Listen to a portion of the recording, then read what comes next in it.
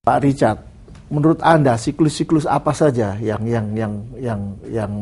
menjadi satu titik tolak sangat penting bagi Indonesia dalam melakukan pembangunan sampai hari ini? Kalau kita lihat sejak kita merdeka, pembangunan yang dilakukan pada saat itu adalah pembangunan politik, belum bisa pembangunan ekonomi. Karena kita pada waktu itu baru merdeka. Dan kalau kita lihat pada waktu pembangunan politik itu dilakukan, banyak sekali terjadi pemberontakan, ya, sehingga sulit sekali untuk membangun ekonomi kita. Dan kulminasinya terjadi dengan pemberontakan PPKI, ya. Dan kalau kita lihat yang terjadi adalah tragedi. Jadi siklus politik itu ditutup dengan satu tragedi, ya, dan muncul power baru. Nah, power baru ini, ya, yang kemudian oleh Presiden Soeharto yang menjadi presiden, memulai agendanya dengan pembangunan ekonomi. Di situ kita melihat ada perubahan kesadaran atau consciousness dari satu bangsa. Mulai dari consciousness politik berubah menjadi consciousness power yang digunakan untuk ekonomi. Dan kalau kita lihat agenda yang dilakukan pada tahun 67 sampai 93, yaitu membuat pembangunan jangka panjang tahap 1 pada waktu itu yang kita kenal dengan Repelita 1, 2, 3, 4, 5. Dan berakhir pada tahun 93.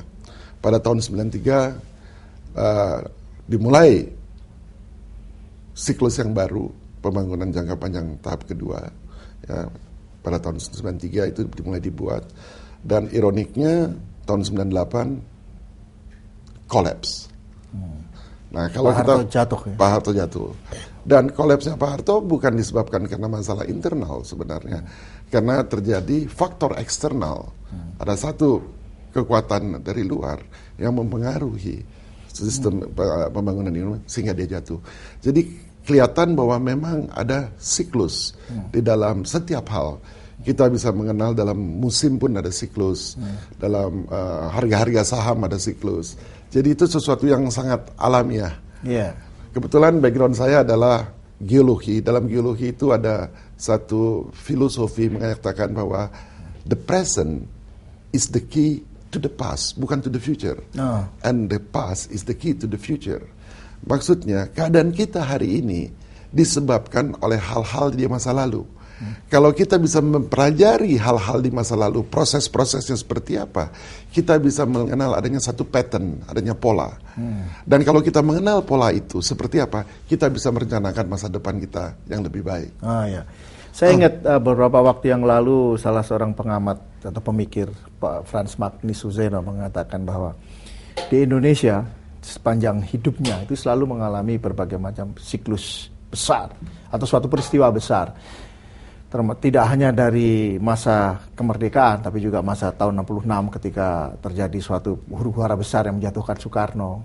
Dan kemudian 98 ada huru-hara besar yang menjatuhkan Soeharto dan lain sebagainya. Tapi setiap kali huru-hara ini usai, maka muncullah suatu suasana yang baru yang lebih positif. Itu menurut dia. Meskipun suasana baru yang lebih positif ini mempunyai sangat banyak kekurangan, sehingga diperlukan suatu peristiwa besar lagi pada tahap waktu tertentu berikutnya. Ini bagaimana Anda melihatnya? Banyak benarnya yang dikatakan oleh Pak Frans. Tapi kalau kita lihat lagi ya, soal siklus lagi, kita mengenal dulu zaman kita itu ada namanya revolusi agriculture. Itu memakan waktu sangat lama. Dan kalau kita lihat teknologinya berubahnya sangat lama. Pacul yang dulu berubahnya dengan bentuk pacul yang sekarang sama. Ini hanya bisa dipercepat ketika terjadi satu siklus baru. Ya, ada yang namanya revolusi industri. Itu cycle menjadi jauh lebih cepat. Kemudian revolusi industri berubah lagi menjadi revolusi informasi, menjadi lebih cepat lagi. Kalau kita melihat seolah-olah waktu itu berjalan dengan sangat cepat. Sebenarnya bukan waktunya berjalan cepat, tapi perubahan yang menjadi demikian cepat. Kalau dulu perubahannya barangkali membutuhkan waktu 350 tahun sampai kita merdeka, lalu kemudian membutuhkan waktu yang lebih pendek lagi setelah kita merdeka, membutuhkan waktu kira-kira 30 tahun. Ya, kemudian kita lihat sekarang perubahan itu akan menjadi lebih cepat lagi. Kita lihat selama 10 tahun terakhir kita punya berapa presiden? 3 presiden atau 4 presiden. Ya. Nah, siklus ini, perubahan ini akan terjadi juga di dalam segala hal. Dalam hal politik, di dalam hal ekonomi. Jadi kekuatan baru itu tentu disebabkan adanya satu denominator yang sama. Denominator yang sama yaitu saya kira kesadaran manusia, alam, dan sebagainya.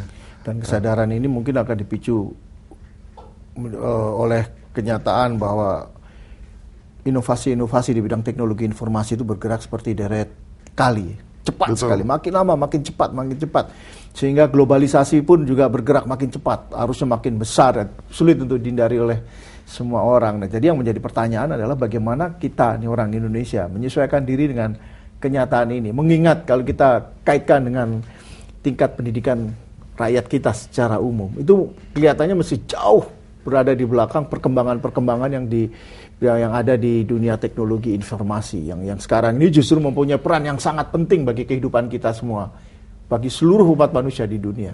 Bagaimana ini? Ya, kalau kita lihat ya, dulu 60 tahun yang lalu atau generasi ayah kita untuk membangun satu usaha, mereka tuh membangun kira-kira 20 tahun. Baru mereka sukses ya, dan mereka mulai barangkali umur 20 tahun, membangun 20 tahun, dan mereka menikmati suksesnya 20 tahun kemudian. Usaha yang sama, kalau mereka mau bangun sekarang, cukup dengan 1 tahun. Ya. Berarti generasi berikutnya, proses penciptaannya menjadi jauh lebih cepat. Nah, seperti saya dengan anak-anak saya, itu ada perbedaan kecepatan kira-kira 20 kali lebih cepat yang dilakukan proses yang dia dapatkan hari ini dengan saya peroleh hari ini, baik dalam sisi pengetahuan dan segala macam, dia 20 kali lebih cepat. Kalau kita tidak mem-pace up, ya, kita akan ketinggalan. Nah, tadi hubungan pertanyaan bagaimana ke depan, karena mayoritas bangsa kita ya belum mendapatkan akses-akses seperti itu. Ya, terutama pada data dari Departemen Tenaga Kerja kalau nggak salah Pak ya. 60% dari tenaga kerja kita itu hanya berpendidikan pernah di SD. Ya. Artinya belum tentu lulus SD ya. Ini bagaimana? Ya, sebenarnya memang kalau kita mau menarik satu gerbong kereta api yang panjang, tidak perlu semuanya jadi lokomotif. Ya, kita cukup punya lokomotif yang modern ya, dan setiap lokomotif bisa menarik 10 gerbong. Nah, oleh karena itu seharusnya ada program ya, bagaimana menciptakan lokomotif-lokomotif itu. Yang saya maksud dengan lokomotif yaitu arah dari ekonomi kita bagaimana, arah dari politik kita bagaimana, menciptakan pimpinan-pimpinan, leader-leader, itu seperti apa. Oleh karena itu Smart Leadership Institute bergerak di dalam hal itu. Jadi model kepemimpinan yang seperti apa yang kita harapkan next 10 years, next 20 years, model ekonomi yang seperti apa, model politik yang seperti apa. Karena kalau tidak, karena informasi begitu banyaknya dan kita punya kapasitas terbatas untuk menganalisa, akhirnya nggak ada apa, yang ada adalah chaos. Kekacauan yang akan ada gitu. Dan kalau seperti kita lihat Pak Yigin, tadi sebelumnya kita diskusi bahwa kelihatan gejala-gejala chaotic itu di dalam segala aspek kehidupan sudah mulai nampak sekarang. Ya. Iya, jadi dan terutama di lalu lintas. Iya, chaotic situation terjadi setiap saat ya, hampir setiap pojok jalan atau paling nggak setiap jalan raya.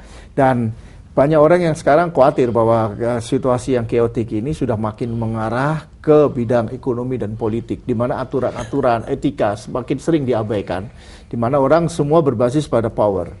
I have big power, I'm strong enough that I can preach any laws. Nah, seperti itu kalau bahasa Inggrisnya ya.